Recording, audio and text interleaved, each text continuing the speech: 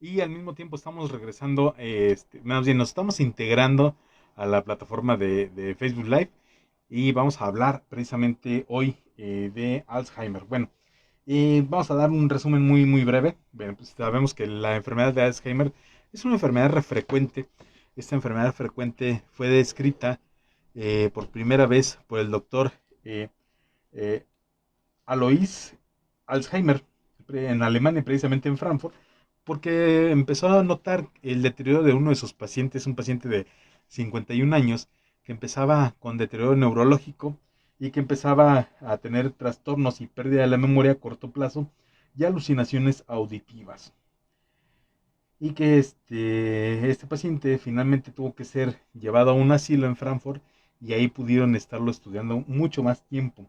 Y hasta 1910 fue que se empieza a llamar como enfermedad de Alzheimer y en 1968 se desarrolla la primera escala de medición para evaluar precisamente el deterioro cognitivo y funcional.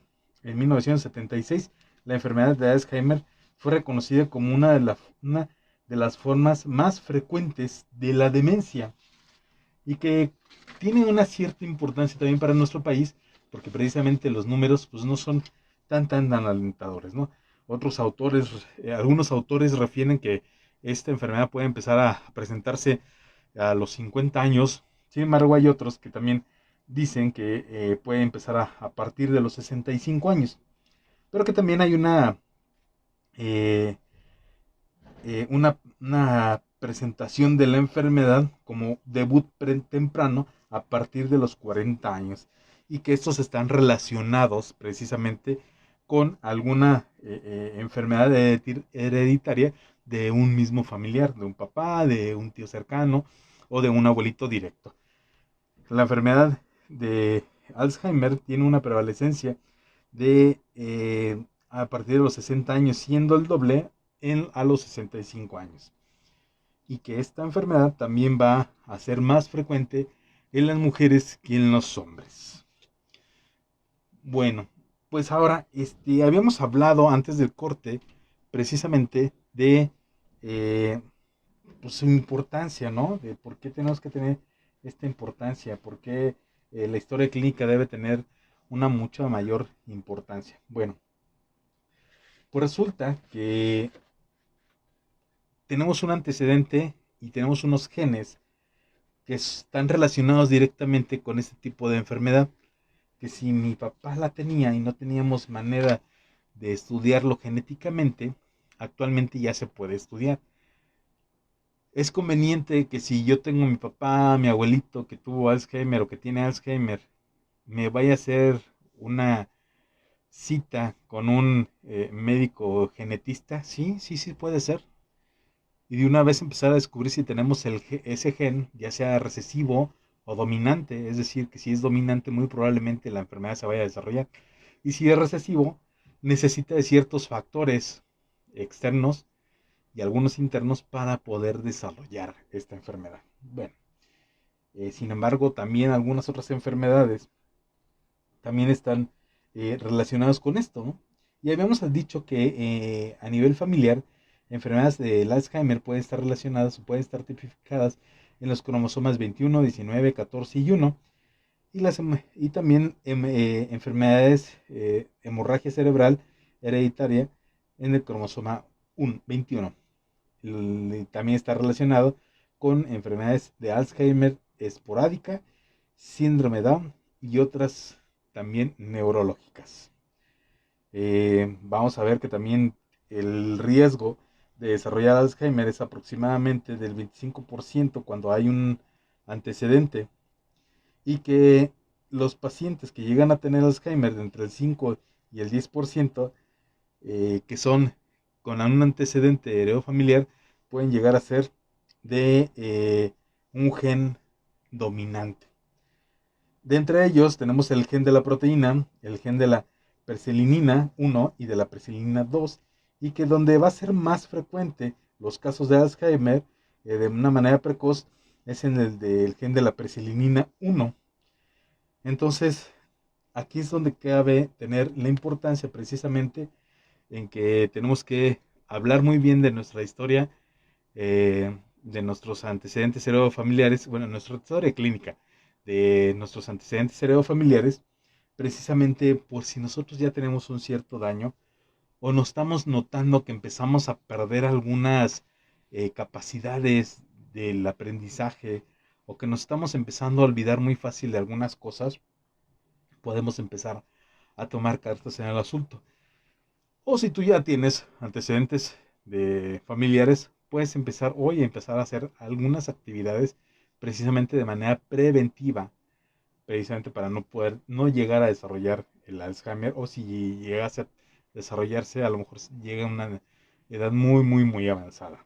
Bueno, recordemos que las características de esto es la degeneración progresiva y que va a seleccionar algunas poblaciones neurológicas del hipocampo, de la corteza temporal, eh, frontal, parietal y algunos núcleos subcorticales, pero de alguna manera va a respetar muy bien a las neuronas que nos ayudan en la zona del cerebro, que nos ayudan en la vista. Entonces no lo vamos a perder ahí.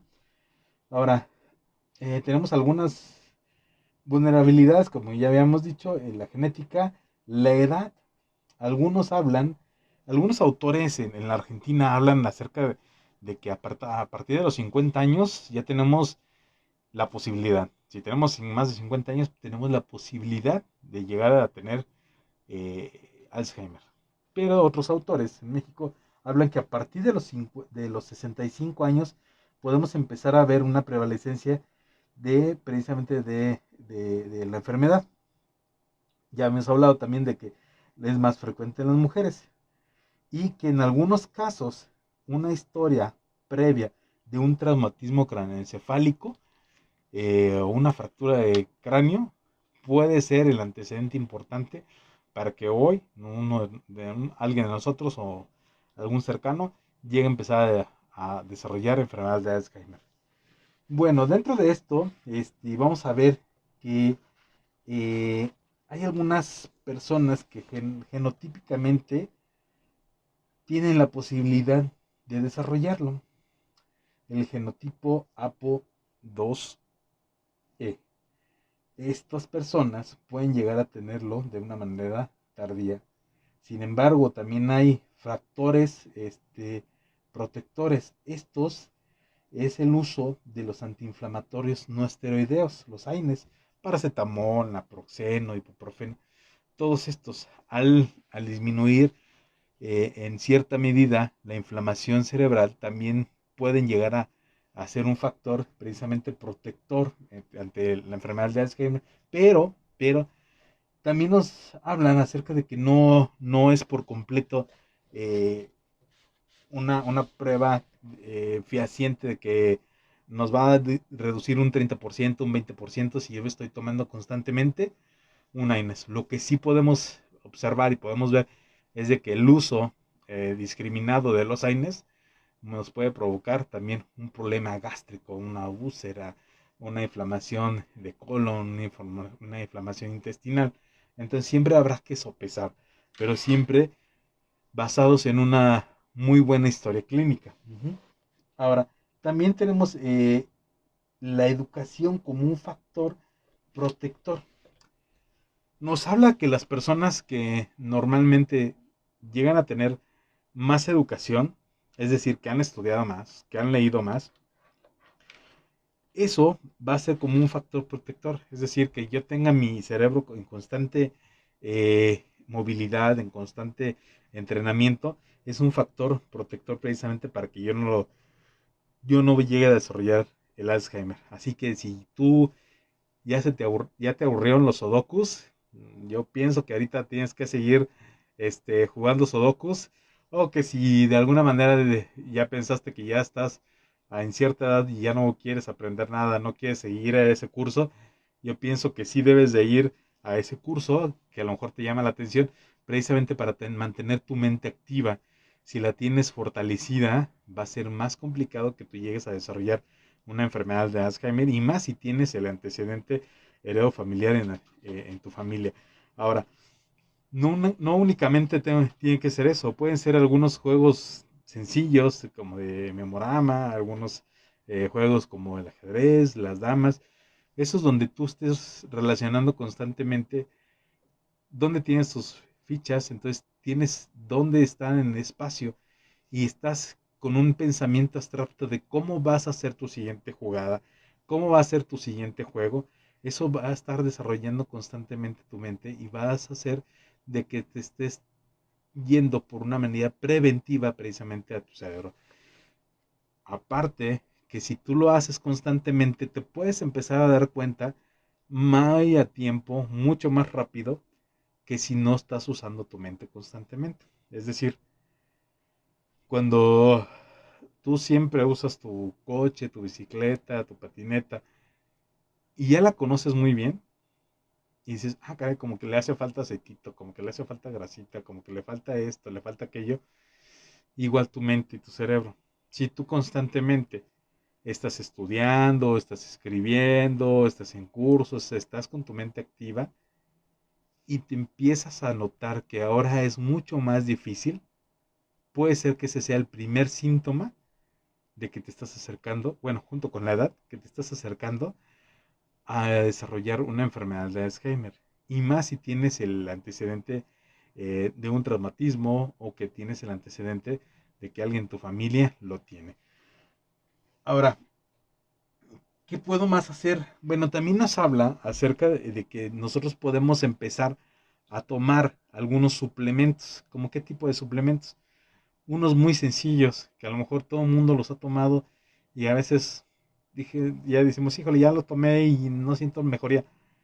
Pero el suplemento del complejo B es un suplemento adecuado precisamente para evitar que no tenga una amielinización, es decir, que la capa protectora que tiene nuestro cerebro, esas sustancias químicas que nos ayudan a estar trabajando de una manera adecuada y que mande la información de una neurona a otra, estén de una manera adecuada. La cantidad es muy pequeña lo que necesitamos estar tomando. Sin embargo, muchas veces decimos, bueno, ya mejor me la inyecto para más rápido, pero no es que yo me la inyecte para más rápido, es el tiempo, debe ser mucho más prolongado el tiempo. Una enfermedad neurológica, a lo mejor dices, bueno, me lo voy a tomar cada tercer día o voy a tomar mi complejo B 2 veces a la semana, de aquí hasta 2 años, 3 años. Eso sería lo ideal y no una inyección hoy, una inyección mañana y ya hasta dentro de 2 años, un año, 6 meses, no. Aquí lo importante va a ser la constancia, que mantengas tu mente activa, que te tomes un suplemento y que cuando haya necesidad tomes precisamente esos antiinflamatorios. Ahora, en cuanto a el diagnóstico y la clínica, bueno, vamos a ver que estos pacientes sí son muy complejos y más por el hecho de que empiezan a tener problemas tanto de memoria como las alucinaciones sí, auditivas y que vamos a ver que también la información reciente no la van a poder retener. Entonces son pacientes que van a poder llegar a estar en un estatus repetitivo de algunos recuerdos, que van a estar, que no reconocen a alguien, no ubican dónde están, no saben qué les pasó. Son pacientes que también tenemos que empezar, como ya lo había mencionado, como lo hace el Instituto Nacional de Nutrición en México, empezar a ver lo complejo con los familiares que van a cuidarlo, que se van a hacer cargo de ellos. Va a ser un paciente que a lo mejor no se va a poder vestir, va a ser un paciente que a lo mejor se puede vestir, puede comer, puede bañarse y todo, pero a lo mejor piensa que esa no es su casa y se sale y a lo mejor no encuentra cómo regresarse. Entonces van a tener que ser muy sensibles a esos cambios. También tan sensibles a esos cambios que algunas personas, algunos familiares, pues van a tener que involucrarse y saber de qué se trata. Porque no nada más es, híjole, yo no tengo tiempo y nada más voy a aportar tanto dinero para que cuiden a mi papá, a mi mamá, a mi hermano, ¿no? No, sino también el hecho de ayudarles.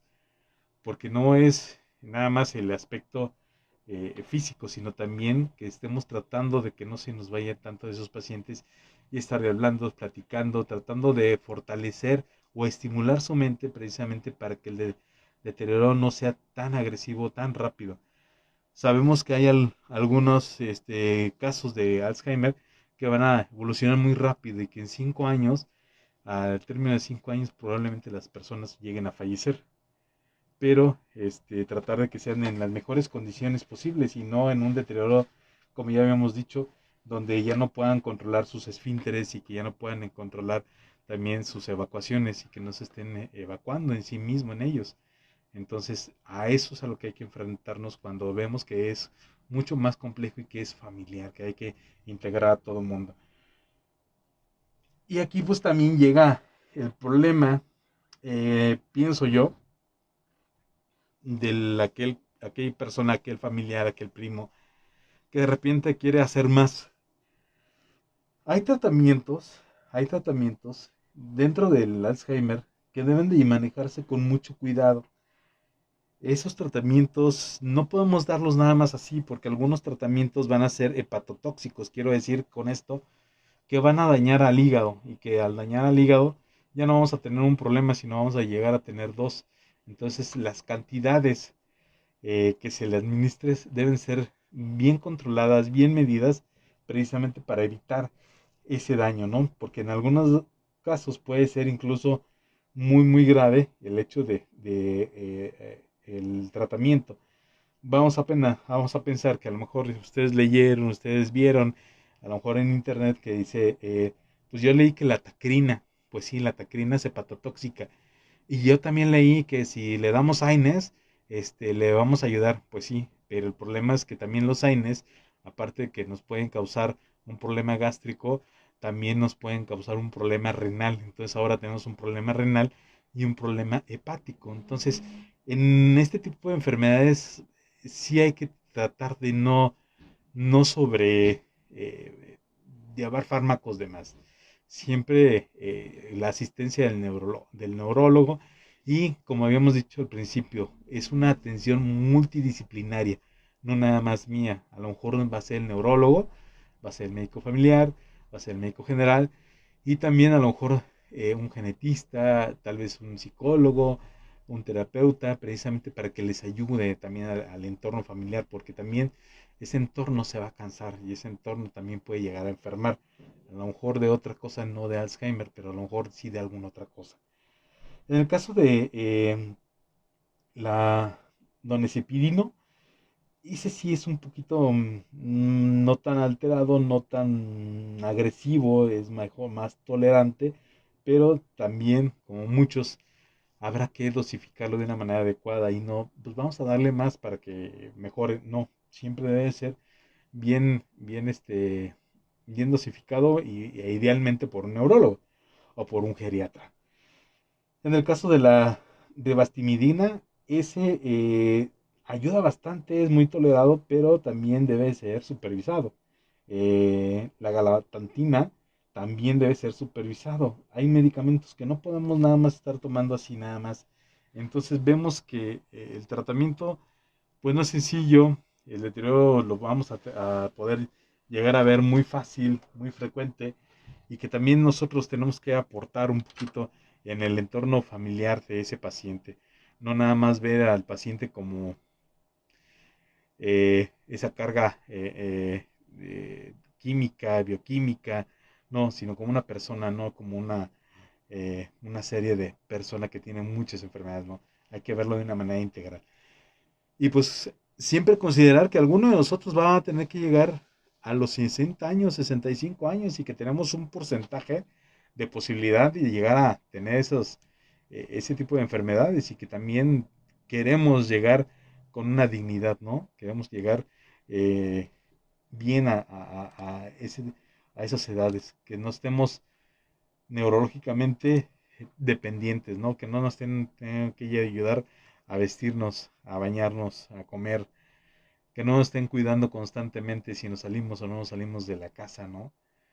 Entonces es una enfermedad que puede ser triste, pero también que puede integrar mucho a la familia. Bueno, pues de nuestra parte es todo. El tema es muy complejo, pero también es cortito. Sin embargo, aquí la invitación es de que si ustedes tienen un familiar que tiene Alzheimer en este momento, está empezando a tenerlo, traten de integrarlo, traten de, eh, entre todo el núcleo familiar, llevarlo a un término adecuado, a ayudarle, no hacerlo, no abandonarlo y yo lo dejo en casa de mi primo, en casa de mi hermana, en casa de mi mamá y a ver ellos cómo le hacen, ¿no? Yo aporto un dinero, no. También va a ser triste que ellos poco a poco se vayan olvidando de nosotros y que le estemos recordando constantemente quiénes somos y qué te gusta y qué no te gusta, y dónde vives y que el lugar donde estás es tu casa. Entonces de mi parte es todo. Cuídense mucho y ya saben, cuando vayan a la consulta, si tienen algún dato que sea importante para nosotros y que tú no lo consideras, platícanos con nosotros en la consulta. Dinos, y a lo mejor es un dato importante precisamente para tu diagnóstico. De mi parte es todo. Yo soy el doctor Oscar y este es el programa de Consulta a tu médico del Colegio de Médicos de Salamanca AC. Buenas tardes.